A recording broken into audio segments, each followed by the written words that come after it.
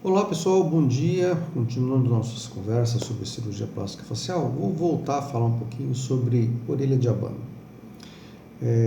O que eu queria falar nesse nosso vídeo é a discussão, quer dizer, as colocações que os pacientes devem fazer com os seus médicos para que fique bem claro para o seu médico o que ele quer fazer, o que o paciente quer fazer.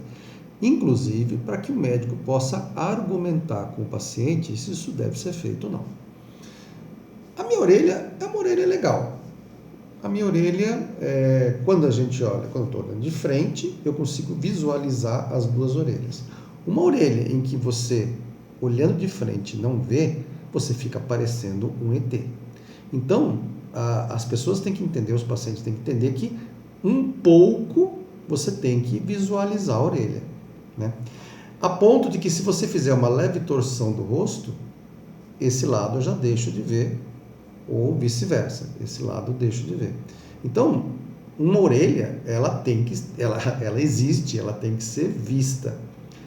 Uma orelha muito grudada a ponto de frente você não perceber que a pessoa tem orelha, isso é uma coisa esteticamente indesejável, contra a fisiologia, a anatomia, quer dizer, é uma coisa que não deve ser feita. Então, eu até entendo que tem pacientes que falam, quero a orelha grudada. Mas não é assim que a coisa vai acontecer. O cirurgião, ele tem que, em última análise, convencer o paciente que um pouco a orelha tem que ficar descolada. Quanto que é um pouco? O suficiente para você colocar um dedo atrás da orelha. Um dedo tem mais ou menos 1 centímetro. Então, você espera que exista uma diferença entre o crânio e a borda posterior da orelha, uma distância de mais ou menos 1 centímetro. Isso é a padronização.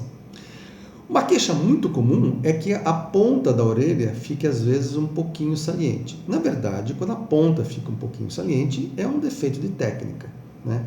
Existem técnicas consagradas para você não deixar a ponta saliente. Um pouquinho é aceitável, mas quando fica muito saliente, a ponta é um defeito de técnica. Então, se isso é uma coisa que te incomoda, você deve deixar bem claro para o cirurgião, olha, eu não quero que a ponta fique saliente, eu quero que a ponta fique para trás e tal. E o cirurgião aí vai ter que tomar alguma medida cirúrgica para realizar aquilo que é a vontade do paciente. Até aí tudo bem, quer dizer, não tem problema nenhum. Uma outra coisa que os pacientes às vezes só percebem depois que a cirurgia fica pronta é que muitas vezes a pessoa tem um lóbulo proeminente, um lóbulo que fica saltado aqui embaixo, né? Então, quando você tem um lóbulo saltado, você tem uma outra técnica também para fechar esse lóbulo, para deixar o lóbulo um pouquinho mais próximo. Às vezes você só percebe isso porque a orelha é toda para frente.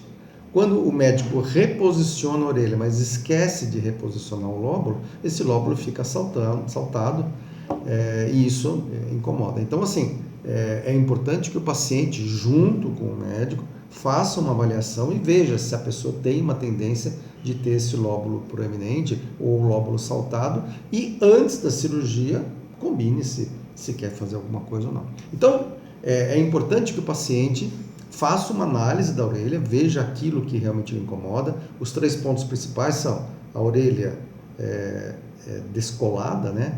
O oreille décollée, como fala o francês, a ponta às vezes um pouco descolada também, e às vezes quando o lóbulo é muito proeminente ou o lóbulo também fica um pouco descolado. E isso tem que ser pontualmente discutido com o cirurgião, para o cirurgião primeiro ter noção de que essas coisas são coisas que devem ser modificadas, né? E ele se preparar tecnicamente para resolver todas essas partes. A conversa tem que ser muito bem feita antes da cirurgia. A documentação, isso é uma dica para o cirurgião, a documentação tem que ser muito bem feita, o paciente tem que ser fotografado, uma distância correta, porque às vezes aquilo que aparece depois, o paciente fica na dúvida se tinha antes ou não, enfim. Para evitar dissabores, a documentação tem que ser bem feita. E a conversa também. Deve-se conversar com o cirurgião para o cirurgião entender o que você quer e para o cirurgião se preparar para aquilo que deve ser feito.